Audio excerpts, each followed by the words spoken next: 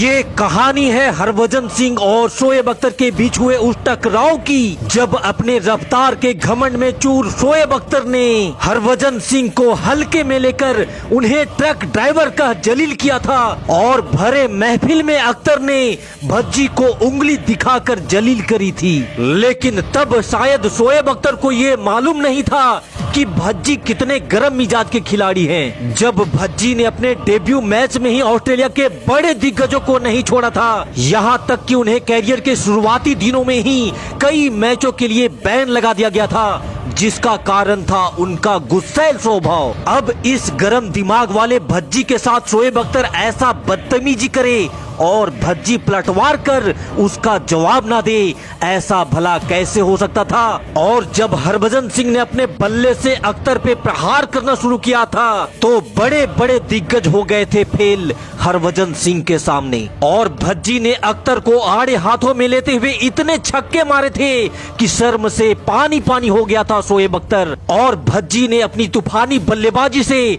पाकिस्तान के जबड़े में हाथ डालकर निकाल लिया था पाकिस्तान का जीता हुआ मैच। दोस्तों, हरभजन सिंह के इस धमाकेदार तूफानी पारी का पूरा हाईलाइट वीडियो हम आपको दिखाने जा रहे हैं, लेकिन उससे पहले आपसे गुजारिश है कि भज्जी के पलटवार की इस कहानी के लिए इस वीडियो पे एक लाइक जरूर दीजिएगा। फिलहाल भज्जी के ईंट के जवाब पत्थर से देने वाली इस धमाकेदार कहानी को शुरू करते हैं। ये कहानी है साल 2010 में खेले जा रहे एशिया कप की, जो श्रीलंका के डाम्बुला स्टेडियम में खेला जा रहा था। इस ऐतिहासिक मैच का गवाह बनने के लिए भारी संख्या में इंडियन फैन श्रीलंका पहुंच चुके थे। और फिर दोनों टीम के कप्तान टॉस के लिए बीच मैदान पर आते हैं, जहां टॉस में सिक्का पाकिस्तान के पक्ष में गिरता है और पाकिस्तानी कप्तान ने टॉस जीतकर पहले बल्लेबाजी करने का फैसला किया। और फिर सलमान बट के साथ इमरान फरहाद पाकिस्तान की पारी की शुरुआत करने मैदान पर उतरते हैं, जहां इन दोनों बल्लेबाजों ने पहले विकेट के लिए 71 रन जोड़ डाले। और फिर शोएब मलिक, शाहिद अफरीदी और कामरान अकमल ने भी बेहतरीन पारी खेलते हुए पाकिस्तान के स्कोर को निर्धारित 50 ओवर में 267 रनों तक पहुंचा दिया था। लेकिन अब बारी टीम इंडिया के जवाबी कार्रवाई की थी, जहां गौतम गंभीर के साथ वीरेंद्र सहवाग टीम इंडिया की पारी की शुरुआत करने मैदान पर आते हैं, जहां पहले ओवर से ही शोएब अख्तर अपने रफ्तार के घमंड में चूर होकर बाउंसर पे बाउंसर मारे जा रहा था। हालांकि गंभीर के बल्ले से एज लगकर एक बाउंड्री जरूर मिलता है, लेकिन अभी तक दबदबा तो शोएब अख्तर ने ही बना रखा था। और फिर 5वें ओवर की आखिरी बॉल पे गंभीर ने एक करारा शॉट लगा, गेंद को सीमा रेखा के बाहर का रास्ता दिखा दिया। लेकिन फिर पारी के 11वें ओवर में भारत को पहला झटका लगता है और 32 बॉल में मात्र 10 रन बनाकर सहवाग पवेलियन वापस लौट जाते हैं। तब गंभीर का साथ देने विराट कोहली मैदान पर आते हैं। लेकिन आज भारतीय टीम का सबसे बड़ा संकट मोचक विराट भी टीम इंडिया को संकट में छोड़कर 27 बॉल में मात्र 18 रन बनाकर आउट हो जाते हैं। और तब ऐसी संकट की घड़ी में मैदान पर बल्लेबाजी के लिए खुद कप्तान महेंद्र सिंह धोनी आते हैं। और फिर यहाँ से गंभीर के साथ धोनी ने मिलकर भारतीय पारी को आगे बढ़ाना स्टार्ट किया।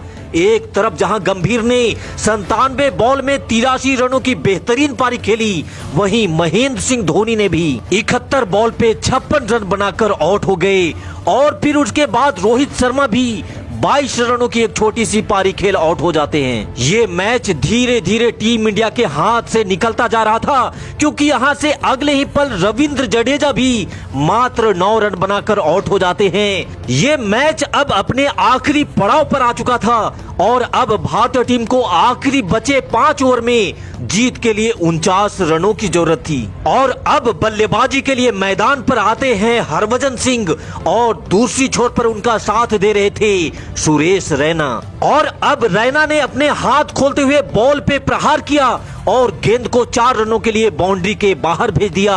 और फिर उसी ओवर की आखिरी गेंद को रैना ने हवा में उठाकर मारा और गेंद उड़ते हुए सीधा स्टैंड में जाकर के गिरी। वहीं अगले ही ओवर में हरभजन सिंह ने शोएब अख्तर को आड़े हाथों में लेते हुए बॉल पे जोरदार प्रहार किया और गेंद उड़ते हुए सीधा दर्शक दीर्घा में जा गिरी। हरभजन के इस शॉट को देखकर पवेलियन में बैठे भारतीय खिलाड़ियों को भी विश्वास नहीं हो पा रहा था कि इस शॉट को भज्जी ने मारा है, और वो भी शोएब अख्तर की गेंद पर।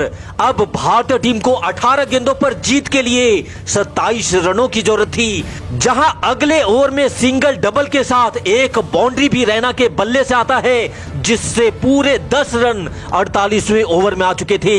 लेकिन अभी भी टीम इंडिया को जीत के लिए 12 गेंदों में 17 रनों की जरूरत थी और एक ओवर अभी भी शोएब अख्तर का आना अभी बाकी था। फिर पारी का सेकेंड लास्ट ओवर लेकर शोएब अख्तर आए, जहां इस बार रैना ने अख्तर को क्लच में लेते हुए पहली गेंद को हवा में उठाकर जोर से मारा और गेंद उड़ते हुए सीधा स्टैंड में जाकर के गिरती है। शोएब अख्तर पूरी तरह से प्रेशर में आ चुका था, क्योंकि उसकी अगली गेंद पर रैना ने शॉट मारकर तेजी से 2 रन और भाग लिए थे। लेकिन फिर एक सिंगल के बाद अख्तर ने वापसी करते हुए 3 डॉट बॉल डाल दी और ओवर खत्म होने के बाद अख्तर तिलमिलाया हुआ भज्जी के पास गया और भज्जी को बिना मतलब के गाली गलौज करने लगा।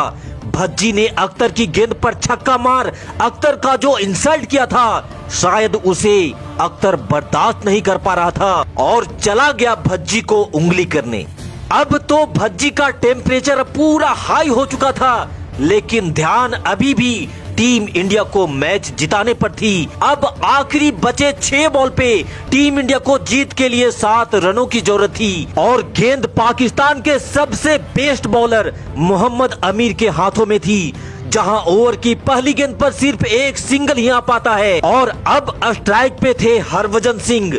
लेकिन ओवर की दूसरी गेंद भज्जी मिस कर जाते हैं, लेकिन रैना दौड़कर 1 रन लेना चाहते थे पर क्रीज में पहुंचने में कामयाब नहीं हो पाते हैं और रैना की पारी यहां समाप्त हो जाती है। अब टीम इंडिया को जीत के लिए 4 गेंद में 6 रन चाहिए थे और स्ट्राइक पर थे एक नए बल्लेबाज प्रवीण कुमार। इस बीच अख्तर ने एक बार फिर से भज्जी को खरी खोटी सुनाना स्टार्ट कर दिया था। अब बारी ओवर की तीसरी गेंद की थी, जहां प्रवीण कुमार ने शानदार ड्राइव लगाकर 2 रन तेजी से भाग लिए। अब 3 गेंद और जीत के लिए रन चाहिए थे 4। प्रेशर फिर से पाकिस्तान के ऊपर आ चुका था और फिर ओवर की चौथी गेंद पर प्रवीण ने एक सिंगल रन ले लिया। अब स्ट्राइक पे थे भज्जी, गेंद बची थी 2 और रन चाहिए थे 3, जहां हरभजन सिंह ने अगली ही गेंद को हवा में उठाकर मारा और गेंद उड़ते हुए सीधा रॉकेट की रफ्तार से स्टैंड के बाहर जा गिरी। और अब भज्जी ने शेर की तरह चिल्लाते हुए शोएब अख्तर को ABCDEFG की सारी गालियां उसे सूद समेत वापस लौटाना शुरू कर दिया और इस तरह से भज्जी ने लगभग हारे हुए उस मैच में टीम इंडिया को जीत दिला दी। तो हरभजन सिंह के इस लाजवाब पारी के नाम इस वीडियो पे एक लाइक जरूर दीजिएगा। इस वीडियो में अंत तक हमारे साथ बने रहने के लिए आपका बहुत बहुत धन्यवाद। जय हिंद, वंदे मातरम।